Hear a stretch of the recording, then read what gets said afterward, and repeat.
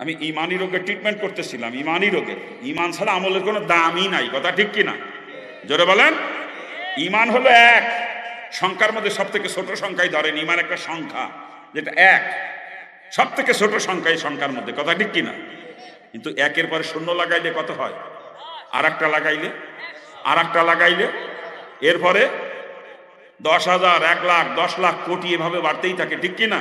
কিন্তু বাম দিক থেকে একটা যদি মুছে দেওয়া যায়, শূন্য যতগুলোই থাকর তো মেলা দাম, নাকি? হ্যাঁ, যেমন সংখ্যা ছাড়া শূন্যর কোনো দাম নাই, তদ্রূপ ইমান ছাড়া নেক আমলের কোনো মূল্য নেই। আপনি তাহাজ্জুদ পড়েন, আপনি নফল রোজা রাখেন সানদে সানদে, দান সদকার ঠেলাই আলাদা আপনার, বছরে বছরে হজ করতে যান আপনি, কিন্তু আপনার ইমানের মধ্যে যদি শিরক থাকে, গলত থাকে, ওই নেক আমল আপনার কোনো ফায়দা আনতে পারবে না, 4 পয়সার কোনো উপকার করতে পারবে না, ওগুলো শূন্য। কি কথা ঠিক কিনা? জোরে বলেন। আমি একটা উদাহরণ দিয়ে থাকি, ব্যাপারে দেব। আমার এলাকায় যে শীতের সিজন, বিলের পানি শুকাই যায়, প্রায় অল্প পানি আছে, প্রায় শুকাই যায় গেছে পানি। এই সময় কিছু লোক আছে যারা প্রতিদিন সকালবেলায় চলে যায় বিলে, সারাদিন এরম পানির মধ্যে হাত দিয়ে আতায় আতায় মাছ ধরে, সন্ধ্যার সময় মাছ নিয়ে ফিরে বাজারে যে বিক্রি করে, চাল ডাল সব মাছ বাকি বাজার কিনে নিয়ে আসে। নাকি ভুল বললাম? আপনাদের এলাকায় আছে নাকি এরকম? এলাকায়ও আছে। হ্যাঁ, ওই লোকটা মাছ ধরতে যাওয়ার সময় মাছ রাখার জন্য একটা পাত্র নিয়ে যায়, বাঁশের কঞ্চির বেতি দিয়ে বানানো পাত্র। আমার এলাকায় খাইলই বলে ওটাকে, খাইলই। আপনার এলাকায় খাইলই কয়, মিল আছে, ভালোই দেখা যায়। খালই নিয়ে মাছ ধরতে গেছে, কিন্তু অন্ধকার থাকতে গেছে তো খেয়াল করে না, ওই খালুটার নিচে এলো ফুটো, খালুটার নিচে তলি ফুটো ভাঙ্গা, ওই খালই নিয়ে গেছে মাছ ধরতে। সকালের তো সন্ধ্যে মতো মাছ ধরছে আর খালের মধ্যে রাখছে। সন্ধ্যার সময় মাছ তো সবগুলোই পাবে নাকি? হ্যাঁ, একটাও পাবে না। কেন পাবে না? খালের তলি ভাঙ্গা, নাকি ভুল বললাম? হ্যাঁ, তা বাজান, সকালেতে সন্ধ্যে পর্যন্ত মাছ ধরতেছেন, নামাজ পড়তেছেন, নফল নামাজ, নফল রোজা, নফল হজ, নফল সদকা, এই আমলের কোনো শেষ নাই আপনার। আপনার ইমানের খালের তলি ভাঙ্গা। ওই বাচ্চারা সারাদিন কষ্ট করে মাছ ধরে যেরকম কোনো মাছ পাবে না সন্ধ্যার সময়, আপনার ইমানের খালি তলি ভাঙ্গা। ও যত নেক আমল করেন না কেন, যত মাছ ধরে ধরে রাখেন না কেন, ওই তলি ভাঙ্গার কারণে তার কিছু পাবেন না সন্ধ্যার সময়, কথা ঠিক কিনা? নাকি ভুল বলতেছি? হ্যাঁ, তা ইমানকে ঠিক করেন, আমল অল্প হলেও আপনি জান্নাতে চলে যাইতে পারবেন। রাসূল তো পরিষ্কার হাদিসে, যে ছোট ছোট বাচ্চারা নুরানির। আজকে বিকালবেলায় আসরের নামাজের পরে একটা মেয়ে হাদিস শোনাইল। আমি তো ঘরের ভিতরে শুয়ে শুয়ে, যে কোন মুরব্বীর বাড়ি জানো ছিলাম, মুরব্বী গেল কই? ওই যে মুরব্বী, ওই যে, না না আপনি না, ওই বাড়িওয়ালা মুরব্বী হয়েছে, ওনার বাড়িতে আমি আসরের আগে আইসি, ওখানে আসরের নামাজ পড়ছি, কারণ আমি ইস্তেঞ্জা করতে করতে জামাতের টাইম পার হয়ে গেছে, এসে জামাত ধরতে পারবো না, তো ওনার ঘরেই আসরের নামাজ পড়ছি। মাগরিবের নামাজ মসজিদে এসে পড়ছি আপনাদের সাথে জামাতে। ঈশার নামাজ জামাতে পড়তে পারি নাই, কারণ রাত জাগা মানুষ তো, মাগরিবের নামাজ পড়ে ঘুমাই গেছি। এরপরে উঠে দেখি যে অনেক দেরি হয়ে গেছে ঈশার জামাতের, তখন আবার একা একা নামাজ পড়ছি। আমার তো কসর, ওই ঘরের ভিতরেই নামাজ পড়ছি। তা আমি আসরের নামাজ পড়ে বসে আছি, ছোট্ট একটা বাচ্চা মেয়ের কণ্ঠে শুনলাম হাদিস শোনাইতেছে, হাদিস পড়তেছে। একজন আগে ঘোষণা করলেন, এরপরে মেয়েটা পড়তেছে 1 নাম্বার হাদিস শরীফ, আখলিস দীনাকা ইয়াকফিকা লামালুল কলিল। হাদিসের অর্থ, নবী করিম সাল্লাল্লাহু আলাইহি ওয়াসাল্লাম ফরমাইয়াছেন, তোমার ঈমানকে খাঁটি করো, অল্প আমলই তোমার নাজাতের জন্য যথেষ্ট হইবে। শুধু আজকের মাহফিলে শুনছি এটা তা না, প্রতিটা মাহফিলে ওই ছোট ছোট নুরানির বাচ্চারা, মেয়েরা, ছেলেরা, ছোট ছোট বাচ্চারা এই হাদিস কেনা শোনায়, 1 নাম্বার হাদিস শরীফ, কথা ঠিক না?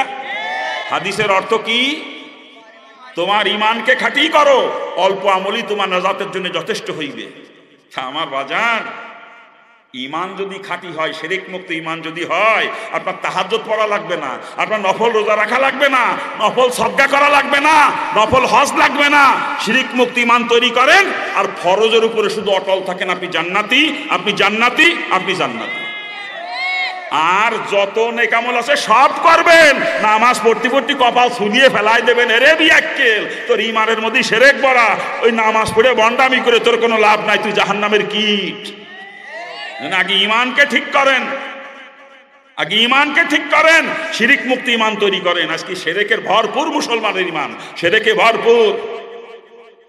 রাত্রিবেলা একজন পাওনাদার টাকা নিতে আইছে, আপনার কাছে পাবে টাকা তাই নিতে আইছে, আপনি কি কন? রাত্রিবেলা ঘরতে টাকা বাইর করা যাবে না, তো লক্ষ্মী বাজার হয়, কালকে সকালে দিয়ে আসবো। যাই কি আপনার এলাকা আছে নাকি এরকম বিশ্বাস? কি মুরুব এরকম বিশ্বাস করে এলাকার মানুষ? রাত্রিবেলায় টাকা দিনি বলে লক্ষ্মী বাজার হয়। এই তোরা কি লক্ষ্মীর বান্দা না আল্লাহর বান্দা? এই লক্ষ্মীর বান্দা না আল্লাহর বান্দা? তা লক্ষ্মী বাজার হইলে তোর কি আসে যায়? তুই তো লক্ষ্মীর বান্দা না, তুই তো আল্লাহর বান্দা। আল্লাহ বাজার হইলে তোর সমস্যা হওয়ার কথা, লক্ষ্মী বাজার তো তোর সমস্যা হওয়ার কথা না। আর যারা এই কথা বিশ্বাস করে ঘরেতে টাকা রাত্রিবেলা বাইর করে লক্ষ্মী বাজার হয়, কসম খোদার ওরা কাফের, ওরা কাফের, ওরা কাফের, মুশরিক। আরে ইমানদারের কাজ তো আল্লাহরে খুশি করা। এতে লক্ষ্মী বাজার হলে আল্লাহ যদি খুশি হয় তা আমার অসুবিধে আছে? যেই কাজে লক্ষ্মী বাজার ওই কাজে আমার আল্লাহ খুশি। কি কথা ঠিক না? তো দেখা এই তো মুসলমানের একই, মুসলমানের ইমান। দোকানদারি করে, সকালবেলা যে দোকান খুঁজে ফজরের নামাজের পরে। একটা লোক ওর প্রতিদিন সকালবেলা হাঁটার অভ্যাস, ফজরের নামাজ পড়ে রাস্তা দিয়ে হাঁটে অনেকক্ষণ, ডায়াবেটিসের রোগী হাঁটে। হাঁটতে গেছে, ইতিমধ্যে বিবি সাহেব ফোন দিছে, চা পাতি কিন্তু নাই, হাইটে এসে যে চা চা বানে চা দিতে পারবো না, চা পাতি নাই, যদি এসে চা খাওয়া লাগে তাহলে চা পাতি নিয়ে আইসো আসার সময়। না তাই উঠে গেছে, আটকে গেছে তো ট্রাউজার পরে, ট্রাউজারের পকেটও নাই, আর টাকা তো দূরের কথা। তখন চিন্তায় পড়ে গেল, চা না নিয়ে পাতি না নিয়ে গেলে তো চা দেবে না, চা পাতি কেমনে নেবো, টাকা তো নাই কাছে। তা চিন্তা করলো দোকানদার তো পরিচিত, প্রতিদিন বাজার করি কম বেশি, চা পাতি নিয়ে যায় এক প্যাকেট, পরে বাজারে যখন আসবেন তখন টাকা দিয়ে যাবেন। দোকানদারকে যে বলতেছে, ভাইজান হাঁটতে বেরোয়ছিলাম, আপনার ভাবি ফোন দিছে, চা পাতি নাই, ঘরে ফিরে চা খেতে পারবো না, এক প্যাকেট চা পাতি দেন, আমি বাজারে এসে আপনারা টাকা দিয়ে দিবানে। ওই দোকানদার কয় কি জানেন, এই মাত্র দোকান খুলিছে, এখনো বিসমিল্লাহ নাই, বউনি হয় না, আপনার এলাকা কি কয়? হ্যাঁ কি কয়? ও 60 হয় নাই, 60 হয় নাই নাকি? 60 হয় নাই, এখন দিতে পারবো না, বাকি পরে এসে নিয়ে যায়। কি আছে না কিরকম বিশ্বাস? হ্যাঁ, আমাদের বিশ্বাস হয়ে গেছে সকালবেলায় বাকি বিক্রি করলে সারাদিন খালি বাকি বিক্রি হবে, এই বিশ্বাস আছে নাকি? এগুলো যে কত বড় শিরক মুসলমান, এগুলো যে বোঝেও না মুসলমান, বোঝেও না। হ্যাঁ, আল্লাহ মাফ করুক, আল্লাহ মাফ করুক। হ্যাঁ, আফসোস লাগে আমার, আপনারা মুসলমান দাবি করেন, আপনাদের ইমানই তো নাই। মুসলমান কিসের? মুসলমান তো অনেক পরের কথা।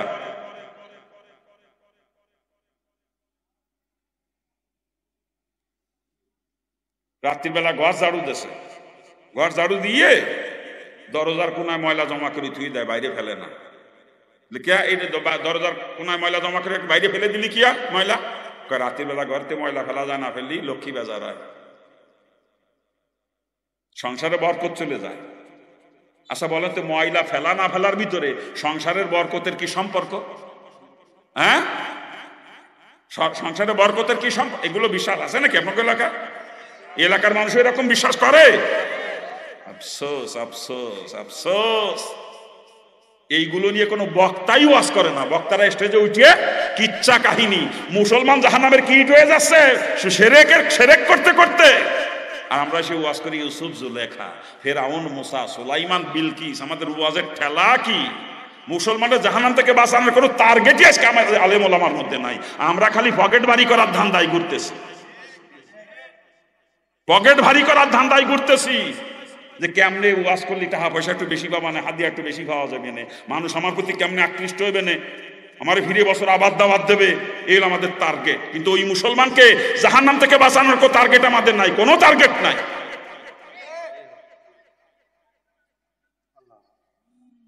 আল্লাহ তাআলা আমাদেরকে হেফাজত করুক। জোরে কর না আমিন, আরে জোরে কর না আমিন। বাবাজান, বক্তারা বক্তা না, বক্তারা ডাক্তার, শ্রোতারা হচ্ছে রোগী, কথা ঠিক না? আর রোগী রোগ অনুযায়ী ট্রিটমেন্ট করাই হলো ডাক্তারের দায়িত্ব। এর বক্তার গোষ্ঠীরে সব থেকে আগে তক্তা বানাবে আল্লাহ কিয়ামতের দিন। বক্তার গোষ্ঠীরে সব থেকে আগে তক্তা বানাবে। আমি বাজান ধরা খাতি রাজি না, হিন্দুতে মুসলমানকে জাহান্নামেতে বাঁচার জন্য। কসম খোদার, জাহান্নামের ভয়তে মুসলমান হয়েছে। হিন্দু থাকতে কোরআন হাদিস পড়তাম, জাহান্নামের বিবরণগুলো যখন পড়তাম অন্তর মধ্যে কাঁপিয়ে কাঁপিয়ে উঠতে, আযাব কি করে সহ্য করবো? এটা সহ্য করার মতো না। ওই জাহান্নামের ভয় যখন অন্তরের মধ্যে পয়দা ছিল, তখন কিসের মা বাপ, কিসের আত্মীয় স্বজন, কিসের অর্থ সম্পদ, কিসের নেতৃত্ব কর্তৃত্ব, কোনো কিছু আমাকে আটকে রাখতে পারে নাই। সব কিছু লাথি মারে বের হয়ে চলে আসছি, শুধু জাহান্নাম থেকে বাঁচার জন্য ইসলাম গ্রহণ করছি, অন্য কোনো কারণে না। জাহান্নাম থেকে বাঁচার জন্য ইসলাম গ্রহণ করছি। আবার আল্লাহ বানাইছে ডাক্তার, বক্তা বানাইছে আপনাকে চিকিৎসা করার জন্য। রোগ অনুযায়ী ট্রিটমেন্ট না করে আবার ধরা খাবো কিয়ামতের দিন, ও ধরা খাতি আমি রাজি না। যেখানে মুসলমানের ঘা সেখানে মলম লাগানোর চেষ্টা করি, যাতে মুসলমানের ঘা ভালো হয়, মুসলমান সুস্থ হয়ে জান্নাতে যাইতে পারে। তো আজকে ইমানের যে হালত মুসলমানের, জান্নাতে যাবে মুসলমান, এটা আমি রাস্তা দেখতেছি না কোনো যাওয়ার। কারণ শিরিক তো আল্লাহ কখনো মাফ করবেন, আল্লাহ পরিষ্কার করে জানাইছে, পরিষ্কার করে জানাই দিয়েছে আল্লাহ কোরআনে পাকে, কখনো শিরিক করো না, আমি সব গুনাহ মাফ করলেও শিরিক কখনো মাফ করবো না। কি বলেন, ঠিক কিনা? জোরে বলেন। যে শিরক আজকে মুসলমানের অন্তর ভরপুর, মুসলমানের শিরকের কারণে অধিকাংশ মুসলমান জাহান্নামে চলে যাচ্ছে, অধিকাংশ। আর আমরা বক্তার গুছাইছি ওয়াজ করি ইউসুফ জুলেখা, মুসলমানের গা হইছে পায়, আমরা সে মলম বলছি মাথা। বক্তার গোষ্ঠী তক্তা হয়ে যাবে কিয়ামতের দিন। বক্তার গোষ্ঠী, অধিকাংশ বক্তা এই যা দরকার মুসলমানের, এই আলোচনা না করে শুধু ফাও কিচ্ছা কাহিনী, সুর সার দিয়ে কিচ্ছা কাহিনী করিয়ে পকেট ভরে টাকা নিয়ে চলে যাইতেছে। এই বক্তার গোষ্ঠীর সব থেকে আল্লাহ পাক তক্তা বানাবে কিয়ামতের দিন, সব থেকে আগে। আমি বাজান দরা খাতি রাজি না। আলোচনা করতেছিলাম ইমান নিয়ে, না কি বলে? আর ইমান, যারা এই গায়েবের যত খবর নবী রাসূলরা নিয়ে আসছে, সমস্ত খবরকে যারা 100 ভাগের 100 ভাগ বিশ্বাস করে, তারাই হচ্ছে ইমানদার। কথা ঠিক কিনা? জোরে বলেন, ঠিক কিনা? জোরে বলেন। আমি চোখ দিয়ে দেখতেছি একটা, নবী রাসূল খবর নিয়ে আসছে আর একটা। আমার চোখের দেখা স্বীকার করতে হবে, আর খবরকে বিশ্বাস করা লাগবে। নজরে যেটা দেখতেছি এটা অস্বীকার করতে হবে, আসমানি খবরকে বিশ্বাস করা লাগবে। এর নাম হচ্ছে ইমান। কথা ঠিক কিনা? জোরে বলেন, ঠিক কিনা? আমি চোখে দেখতেছি জমিনে ফসল ফলতেছে, ধান হইতেছে, ওইটা দিয়ে আমার সংসার চলতেছে। আমি চোখ দিয়ে দেখতেছি ব্যবসা করি, মাসে প্রতিদিন মাল কিনতেছি, বিক্রি করতেছি, লাভ হইতেছে, লাভের টাকা দিয়ে আমার সংসার চলতেছে। আমি চোখ দিয়ে দেখতেছি, নজরে দেখতেছি, চাকরি করতেছি, মাসে মাসে বেতন পাই, বেতনের টাকা দিয়ে আমার সংসার চলতেছে। কি নজরে দেখি না এটা? কিন্তু আসমানি খবর হলো, ওইগুলো তোমার সংসার চালা না, তোমার রিজিকের মালিক ওগুলো না, তোমার রিজিকের মালিক আমার মাওলা। রিজিকের মালিক কে? বাবাজানরা চলে যাচ্ছেন রাগ করে? হ্যাঁ, ওই চলে যাইতেছে। সব হলো সুরের পাগল, সব হচ্ছে সুরের পাগল। আল্লাহ আমাদেরকে মাফ করুক। যে কথা বলতেছিলাম, নিজের নজরকে অস্বীকার করা, আসমানি খবরকে বিশ্বাস করার নাম হচ্ছে ইমান। আল্লাহ দিন বিল গায়ব, গায়বকে বিশ্বাস করার নাম ইমান। আর যারা এগুলা বিশ্বাস করে তাদেরকে বলা হয় ইমানদার। আর ইমানদারকে ডাক দেওয়া করতেছে মুসলমান না হয়ে মরে না। তাহলে মুসলমান আবার কয় কারে বোঝা দরকার না? কি বোঝা দরকার না? বাজান, বাপের নাম আব্দুর রহিম, আমার নাম আব্দুল খালেক, গরু খাই জন্মের খাওয়া, খত নাও করাইছি, এই কারণে আমি মুসলমান হয়ে গেছি, এরকম না বাজান, এরকম না। মুসলমানের ঘরে জন্ম নিলেই মুসলমান হওয়া যায় না। মুসলমান হিসাবে দাবি করতে গেলে নিজেকে মুসলমান তর্জন করা লাগে, ঠিক কিনা? কি জোরে বলেন? আর যতক্ষণ আমি মুসলমান তর্জন করতে না পারবো, সমাজের মানুষ আমাকে ঠিকই মুসলমান বলে মানবে। আদম সমাধি খাতে আমার নামটা মুসলমান দপ্তরে ঠিকই থাকবে, কিন্তু আল্লাহ পাকের দপ্তর অতক্ষণ আমি মুসলমান না যতক্ষণ আমি মুসলমান তর্জন করতে না পারবো, ঠিক কিনা? জোরে বলেন, ঠিক কিনা? আরে মুসলমানের ঘরে জন্ম নিয়েই যদি মুসলমান হওয়া যাইতো, একজনের বাপ ডাক্তার, পোলা মেডিকেল কলেজের বারান্দায় যাই নাই, সেও দাবি করতে পারতো আমার বাপ ডাক্তার, আমিও ডাক্তার। এখন দাবি করলে মানবেন আপনারা? একজনের বাপ উকিল, পোলা ল কলেজের বারান্দা দিয়েও চলাফেরা করে নাই কোনো দিন, সেও দাবি করতে পারতো আমার বাপ উকিল, আমিও উকিল। এরকম দাবি করলে মানা যাবে তার দাবি? ডাক্তারের পোলাকে তখনই ডাক্তার হিসেবে আমরা মানবো যখন সে নিজে ডাক্তারি বিদ্যা অর্জন করবে, মেডিকেল কলেজের কোর্স কমপ্লিট করবে, ঠিক কিনা? উকিলের ছেলেকে তখন উকিল হিসাবে গ্রহণ করব যখন সে নিজে এলএলবি কমপ্লিট করবে, ল পাস করবে, উকিলাতি বিদ্যা অর্জন করবে, ঠিক না? ঠিক তদ্রূপ মুসলমানের ঘরে জন্ম নিয়েই মুসলমান হিসেবে দাবি করা চলবে না। মুসলমান হিসেবে দাবি করতে গেলে নিজেকে মুসলমান অর্জন করা লাগবে, কথা ঠিক কিনা? জোরে বলেন, ঠিক কিনা? মুসলমানের ঘরে জন্ম নিয়েই যদি মুসলমান হওয়া যাইতো, জন্মসূত্রে ধর্ম যদি পাওয়া যাইতো, নূহ আলাইহিস সালামের বেটা কেনান মুসলমান হইতো, আর আজরের বেটা ইব্রাহিম আলাইহিস সালাম মূর্তি পূজা করতো। জন্মসূত্রে ধর্ম যদি পাওয়া যেত, কথা ঠিক কিনা? জন্মসূত্রে ধর্ম পাওয়া যায় না, ধর্ম নিজেকে অর্জন করে নিতে হয়, কথা ঠিক তো? জোরে বলেন ঠিক কিনা? এই জন্য মুসলমানের ঘরে জন্ম নিয়েই মুসলমান হওয়া যায় না। আবার গরু খাই জন্মের খাওয়া, এই কারণে মুসলমান হয়ে গেছে আমি তাও না। গরু খাইলে যদি মুসলমান হওয়া যাইতো, শকুন হইতো সব থেকে বড় মুসলমান। আমি আর আপনি কত মশলাপাতি দিয়ে সিদ্ধ করে রান্না করে নরম বানায় খাই গরুর গোস্ত, তারপরেও পেটের মধ্যে যায় কতজনের কত অসুবিধা ঘটায় গরুটি, ঘটায় না? আর বেচারা শকুন কিন্তু কাঁচা খাই হজম করে। গরু খাইলে যদি মুসলমান যাইতো, শকুন আমার আপনার থেকে বড় মুসলমান হইতো। আবার খতনা করাইছে বিলে মুসলমান হয়ে গেছে, এরকমও না বাজার। বর্তমান ডাক্তাররা পরীক্ষা নিরীক্ষা করে বের করছে, পাইছে পুরুষের শরীরে বর্তমানে এমন কিছু রোগের সৃষ্টি হচ্ছে যে এই রোগগুলার একমাত্র ট্রিটমেন্ট হলো খতনা, বিকল্প আর কোনো চিকিৎসা নাই। এই জন্য বর্তমান ডাক্তারের পরামর্শ মোতাবেক অনেক হিন্দু বৌদ্ধ খ্রিস্টানরাও খতনা করাইতেছে, ঠিক না? কি জোরে বলেন? খতনা করাইলে যদি মুসলমান হবে তাহলে ওগুলো সবই মুসলমান। কি কথা কন না? আবার গরু তো খালি মুসলমানই খায় না, বর্তমানে হিন্দুরাও জন্মের খাওয়া খায়, প্রকাশ্যে খায় না, গোপনে খায়। ওই দেখবেন কুরবানি আসার 10-12 দিন আগেই বন্ধু বান্ধবের দাওয়াত দেয়, এই কুরবানি দিন তোকের বাড়ি যাবানে, কিন্তু তবে রাতে একটু গভীরলি যাবানে যাতে কেউ না দেখে। ওই কুরবানির দিন একজন মুসলমান বন্ধু আইছে আপনার বাড়িতে, আপনি তাকে কুরবানি গোশত দিয়ে খানা দিয়েছেন। প্রথমে 2 টুকরা গোশত দিয়েছেন ওর পাতে, ফিরে আর 1 টুকরা দিতে যাবেন, কবে আর দিস না, আর পারতেছি না, আর পারতেছি না। কিন্তু হিন্দু বন্ধু যে আইসে আপনার বাড়ি, ওর সামনে দিয়ে দেখেন 1.5 কেজি সেটে দেবে একা। কি কথা কান ঠিক কিনা? নাকি ভুল বলতেছি আমি? আরে বাস্তব প্রমাণ, এগুলা বাস্তব। এই জন্য গরু খাইলে যদি মুসলমান যাইতো, ওই হিন্দুগুলো সবই মুসলমান হইতো, কথা ঠিক না? কি জোরে বলেন? এই জন্য গরু খাইলেই মুসলমান হওয়া যায় না, মুসলমানের ঘরে জন্ম নিলেই মুসলমান হওয়া যায় না, খতনা করাইলেই মুসলমান হওয়া যায় না। মুসলমানের সাইজ একটু আলাদা। মুসলমান কয়কারে বোঝা দরকার কিনা? একেবারে সংক্ষেপে বলতেছি, যার ঈমান আছে, সুন্নাত তরিকায় জিন্দেগি চলে, সেই হচ্ছে মুসলমান। ইল্লাল্লাযিনা আমানু ওয়া আমিলুস সালিহাত, এই 2টা গুণ যার মধ্যে আছে, যার ঈমান আছে, নেক আমল করে, সেই হচ্ছে মুসলমান। আর এরাই শুধু জান্নাতে যাবে, আর কেউ না, আর কেউ না। এদের সম্পর্কে আল্লাহ পাক কোরআনে পাকে বিভিন্ন জায়গায় বিভিন্ন রকম খোঁজখবর শোনাইছেন। এক জায়গায় বলতেছেন কানাত লাহুম জান্নাতুল ফিরদাউসি নুজুলা, আর এক জায়গায় বলতেছেন জান্নাতুন তাজরি মিন তাহতিহাল আনহার। অর্থাৎ এই 2টা গুণ যাদের মধ্যে আছে, এরাই হলো মুসলমান, আর এরাই যাবে জান্নাতে, আর কেউ না, আর কেউ না। যার ঈমান আছে, নেক আমল করে। এখন নেক আমল কারে কয়? নেক আমল কয় কারে? ঈমান তো একটু বুঝে আসলাম, গায়েবকে বিশ্বাস করে, গায়েবের যত খবর নবী রাসূলুল্লাহ নিয়ে আসছে, এটা 100 ভাগ বিশ্বাস করার নাম হচ্ছে ঈমান, কথা ঠিক না? নেক আমল কারে কয়? যার ঈমান আছে, নেক আমল করে, এরাই জান্নাতে যাবে, আর কেউ না। আর নেক আমল কারে কয় বোঝা দরকার কি না? আমরা মনে করি নামাজ পড়া, রোজা রাখা, হজ করা, যাকাত দেওয়া, দান সদকা করা, কোরআন তেলাওয়াত করা, জিকির আজগার করা, এরকম কিছু কাজ হলো নেক আমল, এরকম ধারণা আমাদের আছে, ঠিক না? এগুলো তো অবশ্যই নেক আমল, কোনো সন্দেহ নাই। শুধু এইগুলাই নেক আমল না, মুসলমানের পায়খানা প্রস্রাব নেক আমল, মুসলমানের ঘুম নেক আমল, মুসলমান খানা খাবে, ওটাও তার নেক আমল, মুসলমান বিবির সাথে মিলামিশা করবে, ওটাও তার নেক আমল। আর নেক আমল তখনই হবে যখন সেটা রসুলের তরিকায় হবে। কি কথা বলেন, ঠিক কিনা? জোরে বলেন। পক্ষান্তরে নামাজ যদি রসুলের তরিকার খেলাফ হয়, নামাজ কিন্তু নেক আমল থাকবে না, নামাজ যদি আল্লাহ পাকে নাফরমানি। রোজা যদি রসুলের তরিকার খেলাফ হয়, রোজা হবে নাফরমানি। আর পক্ষান্তরে পায়খানা প্রস্রাব রসুলের তরিকায় হলে পায়খানা প্রস্রাব নেক আমল হয়ে যাবে। কি বলেন?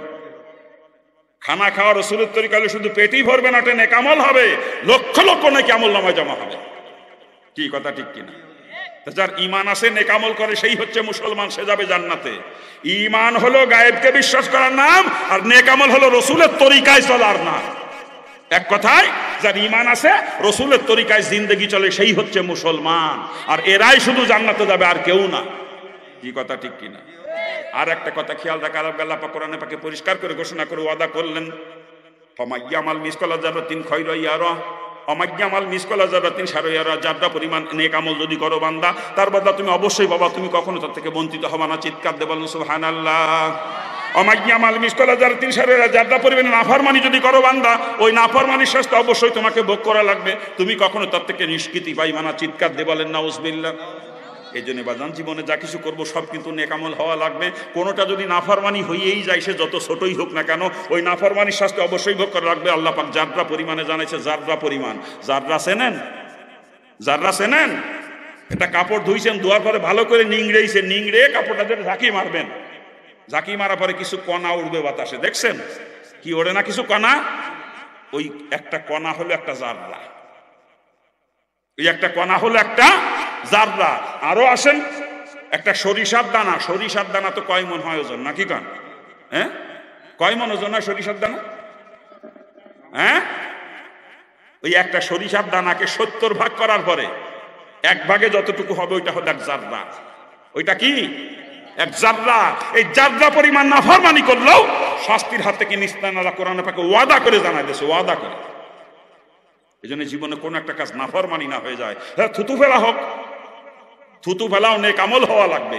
যেইটাকে নেক আমল বানাইতে পারবো না ওইটার নামই হলো নাফরমানি। তাই রসুলের তরিকায় যেটা করব ওইটার নাম নেক আমল, আর রসুলের তরিকার খেলাফ যেইটা করব ওইটার নামই হলো নাফরমানি। থুতু ফেলা যদি রসুলের তরিকার খেলাফ হয়, থুতু ফেলা নাফরমানি। ওই থুতু ফেলার কারণে জাহান্নামে যাওয়া লাগবে, কারণ আল্লাহ পাক ওয়াদা করছে যাররা পরিমাণ নেক আমল করলে তার বদলাও পাবা, আর যাররা পরিমাণ নাফরমানি করলে তার শাস্তি ভোগ করা লাগবে। থুতু ফেলাটাও যাতে নেক আমল হয়, আর নেক আমল তখনই হবে যখন রসুলের তরিকায় থুতু ফেলা হবে। কথা ঠিক কিনা? জোরে বলেন ঠিক কিনা? একটা কদম চলার আগেও আমাকে চিন্তা করা লাগবে আমার কদম ফেলাটা রসুলের তরিকায় হচ্ছে কিনা। রসুলের তরিকা যদি কদম ফেলি নেক আমল হবে, আর রসুলের তরিকার খেলাফ যদি কদম ফেলি আমার কদম ফেলা নাফরমানি হবে। নেক আমলের পরিণতি জান্নাত, আর নাফরমানির পরিণতি জাহান্নাম। খুব হুঁশিয়ার, জীবনে কোনো একটা কাজ নাফরমানি না হয়ে যায়। যা কিছু করবো সব নেক আমল হওয়া লাগবে, আর নেক আমল তখনই হবে যখন রসুলের তরিকায় হবে। কথা ঠিক কিনা? আমরা খানা খাবো, খানা খাওয়ার জন্য আল্লাহ পাক সৃষ্টি করে নাই, সৃষ্টি করেছে ইল্লা লিয়াবুদুন, একমাত্র ইবাদতের জন্য। অতএব খানা যদি খাওয়াই লাগে ইবাদত বানাইয়া খাওয়া লাগবে, আর ইবাদত তখনই হবে রসুলের তরিকায় যখন খানা খাওয়াবে। কথা ঠিক না? জোরে বলেন। আরে খানা তো হরিপদও খায়, হরিপদর পেট ভরে খানা খাইবে। মিস্টার বুশও খায়, ওই জঙ্গলের হায়ান জানোয়ার বাঘ সিংহ এরাও খায়, খায় না? সবার পেট ভরে। কিন্তু মুসলমানের খানা খাইলে পেট ভরলে চলবে না, মুসলমানের খানা খাওয়া ইবাদত হওয়া লাগবে। কারণ মাওলা খানা খাওয়ার জন্য সৃষ্টি করে না, সৃষ্টি করেছে একমাত্র ইবাদতের জন্য। ইল্লা ইল্লা একমাত্র ইবাদতের জন্য। কথা ঠিক কিনা? অতএব মুসলমান জীবনে যা করবে সব ইবাদত, অর্থাৎ নেক আমল হওয়া লাগবে। কথা ঠিক না? আর যেই কাজের মধ্যে রসুলের তরিকা, সেটা রসুলের তরিকায় করলে নেক আমল হবে, রসুলের তরিকার খেলাফ করলে ওটার নামই হলো নাফরমানি। আর যেই কাজের মধ্যে রসুলের তরিকাই নাই, রসুল যেটা করেন না বা করতে বলেন নাই, ওটা হলো ডাইরেক্ট নাফরমানি, মুসলমানটার কাছেও কখনো যাইতে পারে না। ঠিক কিনা? জোরে বলেন। কি জোরে বলেন ঠিক কিনা? নামাজের মধ্যে রসুলের তরিকা আছে না? রসুলের তরিকায় পড়লে নামাজ না হবে, আর রসুলের তরিকার খেলাফ হলে নাফরমানি হয়ে যাবে। রোজার মধ্যে রসুলের তরিকা আছে কি নাই? রসুলের তরিকায় রোজা রাখলে নেক আমল হবে, আর রসুলের তরিকার খেলাফ রোজা রাখলে নাফরমানি হবে। কথা ঠিক কিনা? তদ্রূপ জীবনের প্রত্যেকটা কাজ, ব্যবসা করবেন রসুলের তরিকায় করেন যখন ব্যবসা নেক আমল হবে, আর রসুলের তরিকার খেলাফ হলে ব্যবসা নাফরমানি হবে। চাকরি করবেন রসুলের তরিকায় চাকরি করলে নেক আমল হবে, রসুলের তরিকার খেলাফ চাকরি করলে নাফরমানি হবে। এগুলোর মধ্যে রসুলের তরিকা আছে কি নাই? আছে কি নাই? এমন কোন সেক্টর একজন মানুষের জিন্দেগিতে নাই যেই সেক্টরের মধ্যে রসুলের তরিকা নাই। যা বলেন, থুতু ফেলার মধ্যে রসুলের তরিকা নাই? আছে? মাথার চুল কাটা ছাটার মধ্যে, গোপদারি কাটা ছাটার মধ্যে, বগলের পশম, নাভির নিচের পশম পরিষ্কার করার মধ্যে, হাতে পায়ের নখ কাটার মধ্যে, দাঁত মাজার মধ্যে, কান পরিষ্কার করার মধ্যে এমন কোন সেক্টরের মানুষের জিন্দেগিতে নাই যেই সেক্টরের মধ্যে রসুলের তরিকা নাই। কথা ঠিক কিনা? যারা বলেন ঠিক কিনা? পোশাক পরিচ্ছদের মধ্যে, খানা খাওয়ার মধ্যে, পায়খানা প্রসাবের মধ্যে, ঘুমের মধ্যে, ব্যবসার মধ্যে, চাকরির মধ্যে, কৃষিকাজের মধ্যে, বিবাহ শাদীর মধ্যে, স্ত্রীর সঙ্গে মিলামিশার মধ্যে, হ্যাঁ, সন্তান লালন পালনের মধ্যে, প্রতিবেশীর সঙ্গে আচরণের মধ্যে, কি কাজ, বিধর্মীদের সঙ্গে আচরণের মধ্যে, সর্বসেক্টরে রসুলের তরিকা আছে। এমনকি রাজনীতির মধ্যেও রসুলের তরিকা আছে। আছে না? রাজনীতি রসুল করেন নাই? রসুল শুধু রাজনীতি করেছেন তা না, রসুল রাষ্ট্রপ্রধান ছিলেন। শুধু রসুল একা নয়, রসুলের সব থেকে কাছের চারজন হযরত আবু বকর, ওমর, ওসমান, আলী রাদিয়াল্লাহু আনহুমা, চারজনই রাষ্ট্রপ্রধান ছিলেন। কথা ঠিক কিনা? তাহলে রাজনীতি রসুলও করেছেন, রাজনীতির মধ্যে রসুলের তরিকা আছে। আছে কি নাই? অর্থাৎ এমন কোন সেক্টরের মানুষের জিন্দেগিতে নাই যেই সেক্টরের মধ্যে রসুলের তরিকা নাই। কথা ঠিক না? জোরে বলেন ঠিক কিনা? আর রসুলের তরিকায় করার নাম হচ্ছে নেক আমল। আর যেই কাজের মধ্যে রসুলের তরিকাই নাই ওইটাকে নেক আমল বানানো সম্ভব না। কোনো, এটা হলো ডাইরেক্ট নাফরমানি।